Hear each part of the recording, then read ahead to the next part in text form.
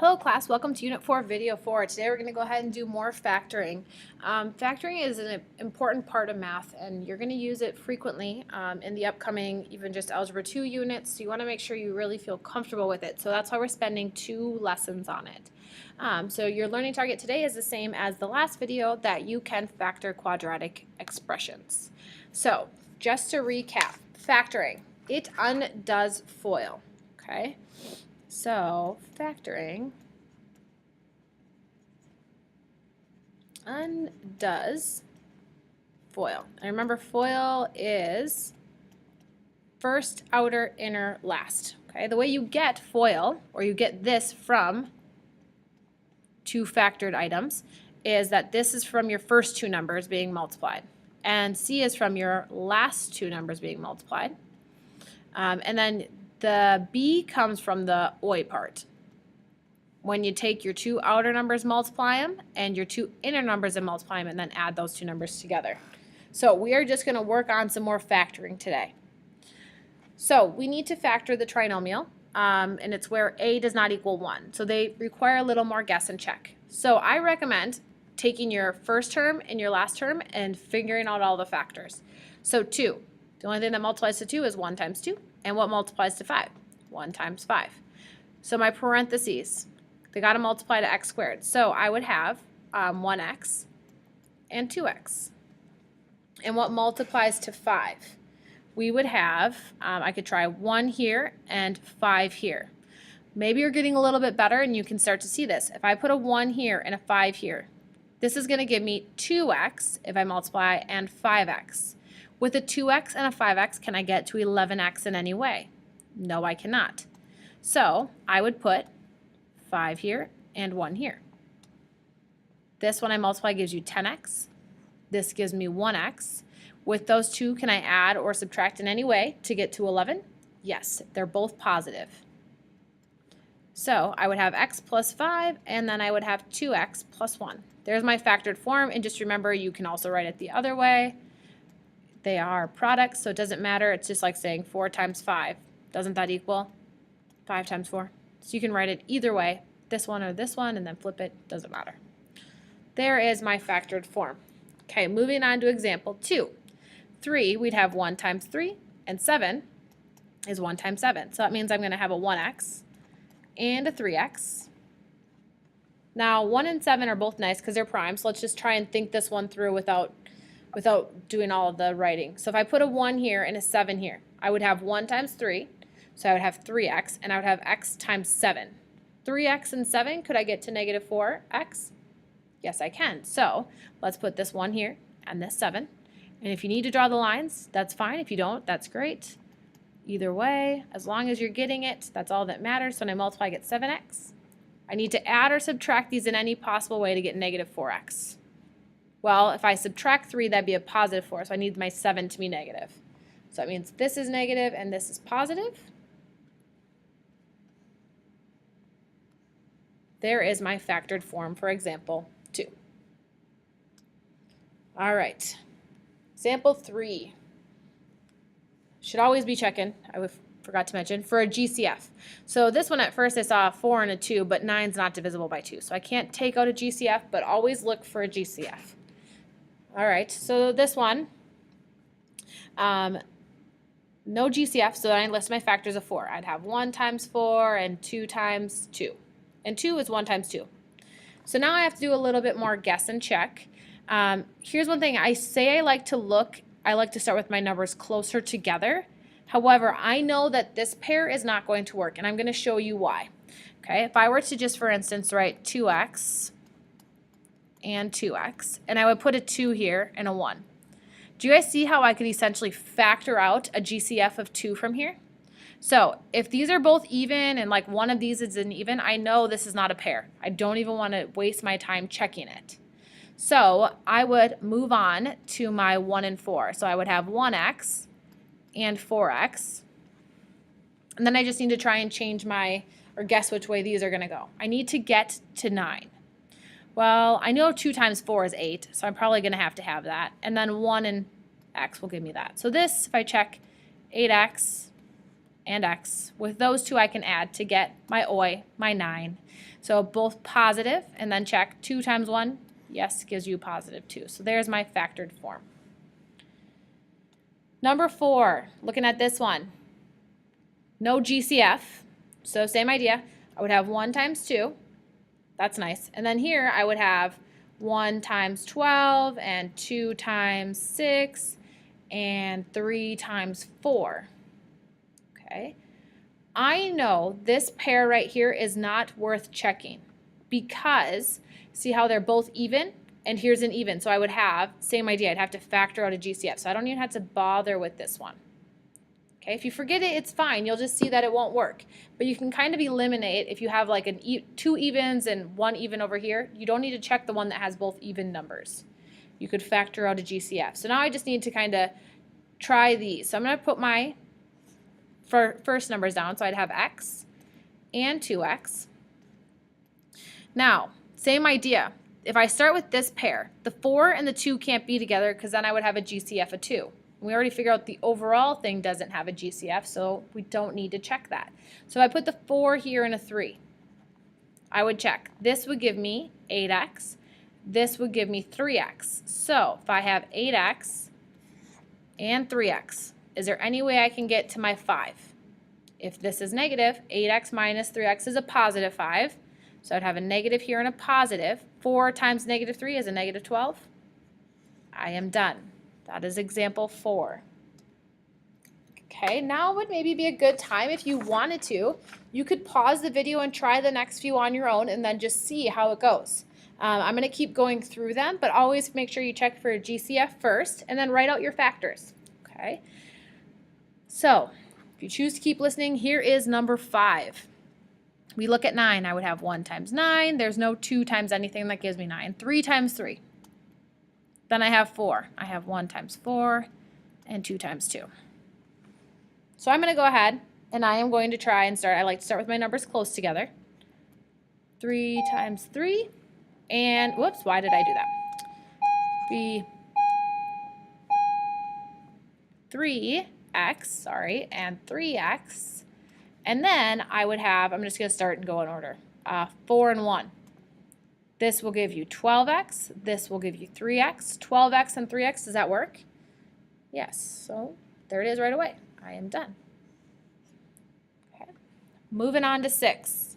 I would have 1 times 10 and 2 times 5. And here I have 1 times 5. So I start out with my numbers closest together. I would have 2x and 5x. Kelly on me, please call 2514. Kelly on me, 2514. And if I have 1 and 5, I know I can't put the 5 here because then I'd have a GCF of 5 to factor out. So I try the 5 here. This would give me 25x, and this would give me 2x. So 25x and 2x. Can I get to negative 27? If they're both negative, then let's check. Negative 5 times negative 1 is a positive 5. So we are good on this one. Okay, so it's kind of like a little puzzle. Just got to put it together. It's always nice if you list out your factors and go from there. Number 7. I start with 6. It's 1 times 6 and 2 times 3. And my 1, that's nice, 1 times 1. So let's start with our ones closest together. We would have 2x and 3x. And then if I put 1 and 1, this will give us 3x and this will give us 2x. 3x plus 2x is 5x, so both positive. And I want a positive 1 when I multiply, so we are done. There is my answer for 7. Okay, number 8. Always look in GCF. No, there's no GCF, so start listing out my factors. 1 times 6, 2 times 3, 20. 1 times 20, 2 times 10, no 3. 4 times 5. Those are all my factors. And the more you do this, the less you'll actually list out your factors. But if you want to, that's great. Okay, so start with my numbers closest. So I'm going to have a 2x and a 3x. So what multiplies to 20? And then we got to have negative 23. So let's just start with our numbers closest together. So I'm going to do, I can't put 4 here because then I would be able to factor to 2. So I'm going to do 4 and 5. So this would give me 15x, and this would give me 8x. 15x and 8x. Can I get to negative 23? If they're both negative, let's check. Do I want a positive 20? Negative 5 times negative 4? Perfect. There it is. We are done with example 8. Example 9. Okay, the area of a rectangle is, so this is our area. It says find the dimensions. So we've already done an example like this. Area is equal to length times width. So this is my area.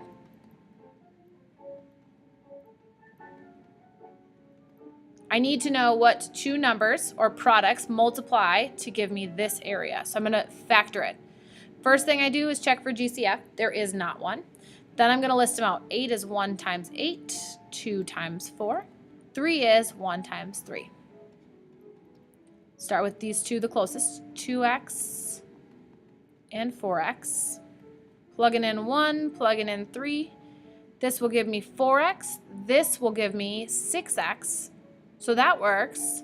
4x, 6x. So I want a positive 10. So they would both have to be positive. But this one's a negative 3, so is there any way that one works? That one does not work. Okay? So I could switch them if I wanted. If I put 3 here and 1, this would give you 12.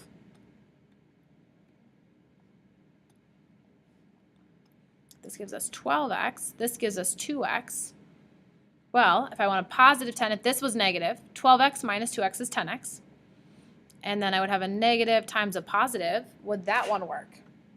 Yes, it would. So sometimes it doesn't come right away. Okay, you might have to try a few options, but that's okay. You will get it. Just be strategic about how you are writing out your options. Put them below each one. So we'd have 2x plus 3 and 4x minus 1. So then my dimensions, this would maybe be my length and this would be my width. So my dimensions are 2x plus 3 and 4x minus 1. Okay. All right, one last type of factoring that we need to look at, and it is called grouping. A good way to know you are need to go, oh my goodness, excuse me. A good way to know you're going to need to do grouping is when you see 4 terms. Okay, you want to start out by looking at the first two and the last two and looking for that GCF. So if I look at my first two, I see they are both divisible by 5, and I can factor out an x squared. So in parentheses, I would have 25 divided by 5 is 5. X to the third divided by x squared is x. Plus 5 divided by 5 is 1. X squared divided by x squared is 1. So we have that. Now, notice how it's separated between an addition sign. I see a lot of people forget that. So write that down. Now, what can I factor out of this second grouping? They're both divisible by 6. 30 divided by 6 is 5x. 6 divided by 6 is 1. The way grouping works, in order for it to be able to factor all the way, notice how these two parts are exactly the same. So I'm going to factor that out. That is one factor. So 5x plus 1. Whatever is left, that's your other factor. And there is example 10. Okay. Example 11. Same idea. I see 4 terms. So I'm going to attack it using grouping. Looking at my first two, looking at my last two. We have 28x squared and 16x squared. They are both divisible by 4 and an x squared. So we'd have 4x squared. This 28 divided by 4 is 7. X to the third divided by x squared is x. Plus 16 divided by 4 is 4. X squared divided by x squared is 1. So we have this. Notice how these are both the negative. So I'm going to factor out a negative. 21 and 12, both divisible by 3. So 21 divided by 3 is 7x. And then it'd be 12, negative 12 divided by negative 3 would be plus 4. Once again, these have to be the same. Okay, so since they are, I would have 7x plus 4 is one factor, and whatever is left is my other factor, 4x squared minus 3. Okay, there's our first two grouping examples. Got two more. Once again, if you wanted to pause it, now would be a good time and try these on your own. Otherwise, I'm going to keep going on, looking at the first two, then the last two. These two, both divisible by 4, and they also have an x and an x squared, so I can take out an x. So 16 divided by 4 is 4, x divided by x is 1, but I still have my y, minus 4 divided by 4 is 1, x squared divided by x is x. Now here, I would see they're both divisible by 7, so plus 7, and this one only has a y and an x, so I can't factor anything else out. 28 divided by 7 is 4y, minus 7x divided by 7 will just be x. These are the same. My first factor is 4y minus x, and my other factor is 4x plus 7, the leftover parts. Just write them together, and there it is factored. Number 13, grouping those first two and then the last two. Let's see, I have 12 and 3, so I can factor out a 3. An x squared and an x squared, so I can take out an x squared. This one's a u and this one's a v, so I can't take that out. 12 divided by 3 is 4. The x squareds cancel or divide to 1, and I would have u, plus 3 divided by 3 is 1. X squared divided by x squared is 1, so v. Here I can take out a 7, so plus, notice, 7. And this one has a y and this one has a y, so I can take out a y. 28 divided by 7 is 4, and I would have u.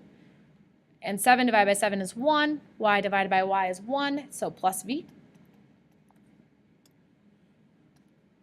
Those are the same, so my first factor is 4u plus v, and my other factor is whatever is left over, 3x squared plus 7y. Okay, so remember grouping 4 terms. 1, 2, 3, 4. 1, 2, 3, 4. That's a good hint that you're going to need to do grouping.